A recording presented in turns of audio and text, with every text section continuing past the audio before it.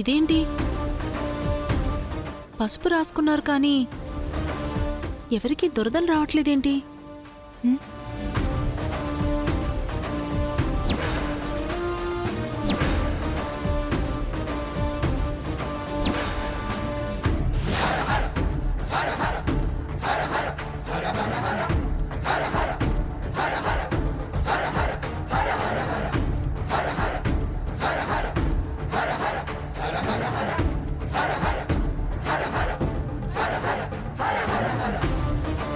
అమ్మా, ఆ పళ్ళెమిటి ఇవ్వండి అమ్మా, నేను ఇక్కడ పెడతాను. ఆ నైవేద్యం తెప్పిస్తే ఇక్కడ పూజ ప్రారంభిద్దాం. నేను తెస్తాను. వెళ్ళి తీసుకురా. వెళ్ళిరా అమ్మా. అమ్మ మీరు కూర్చోండమ్మా.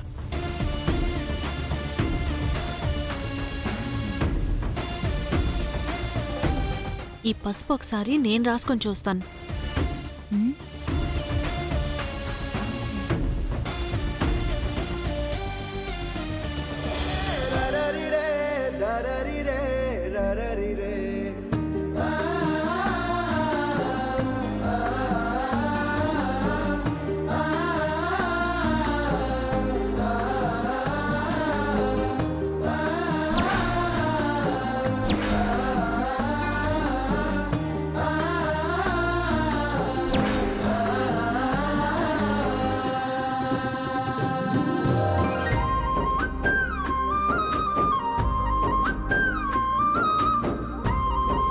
అంత పవర్ఫుల్ మందు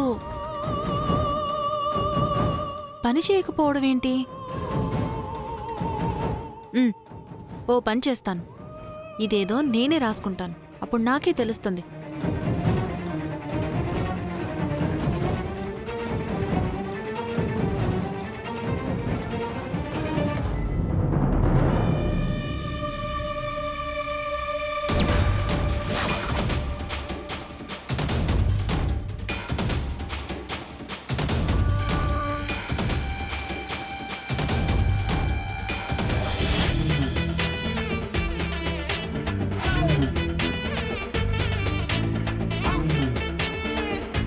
ఏంటే పసుపు రాసుకుంటున్నా?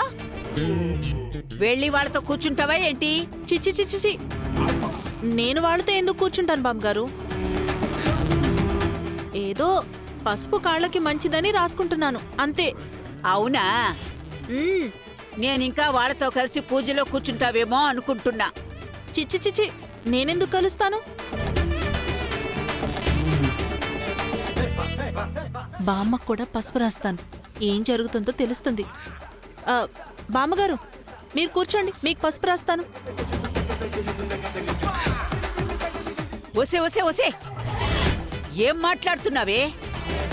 నేను పసుపు రాసుకోకూడదు కదే? బామ్మగారు మనసు మంచిదవ్వాలి కానీ ఇలాంటివేవీ మనసులో పెట్టుకోకూడదు. ముందు మీరు కూర్చోండి, రాస్తాను.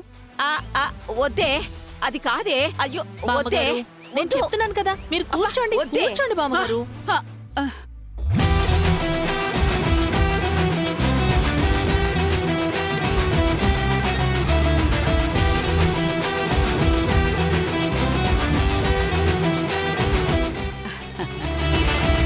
నీలిమా, నువ్వేనే ఈ ఇంటి కోడలు పెట్టే? అదిగో అది ఉంది. అది ఏ రోజైనా నాకు సేవ చేసిందా? పద్ధతి అంటే నీదేనే, మంచిదానివే నువ్వు. థ్యాంక్స్ బామ్మగారు. రాయి రాయి. ఓం సమ్రాజంచ విరాజంచాభిశ్రీర్యాచనో గృహే లక్ష్మీరాష్ట్రస్య ముఖేతయా మాసగుం సృజామసి.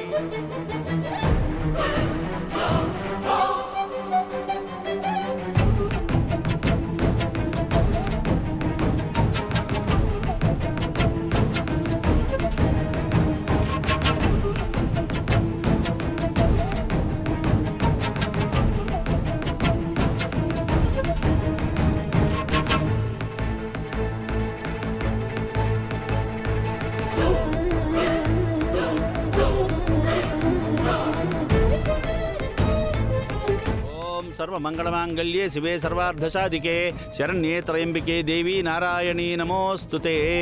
ఓం శ్రీ దుర్గామాతాయై నమః. ఆనందకర్పూర నీరాజనం దర్శయామి. నీరాజనానంతరం శుద్ధాచమనీయం సమర్పయామి.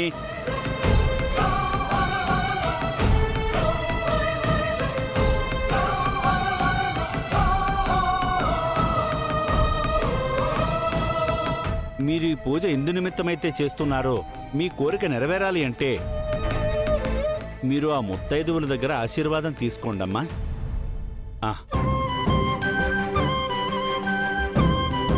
అక్షింతలు వాళ్ళకి ఇవ్వండమ్మా.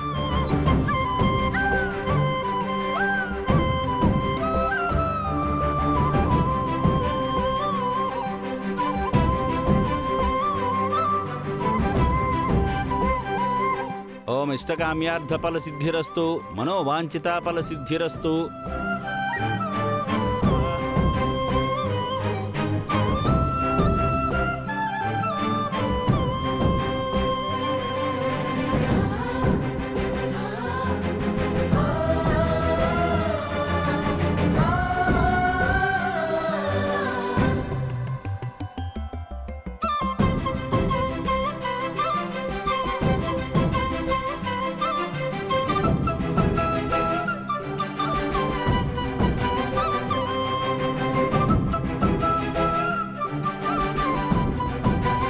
అమ్మా తులసి, నువ్వెందుకోసం ఈ పూజ ఎంత కఠినంగా చెయ్యదలుచుకున్నావో ఆ కోరిక ఖచ్చితంగా నెరవేరుతుంది.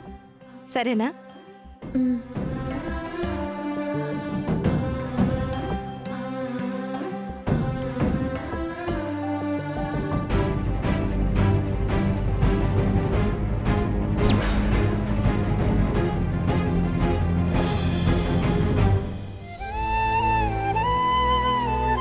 అమ్మా, నా జాతక దోషం ఏదైనా పర్వాలేదు, కానీ నా భర్తని మాత్రం నిర్దోషిగా విడుదలయ్యేలా చూడు తల్లి. నా ఈ కోరిక తీర్చు.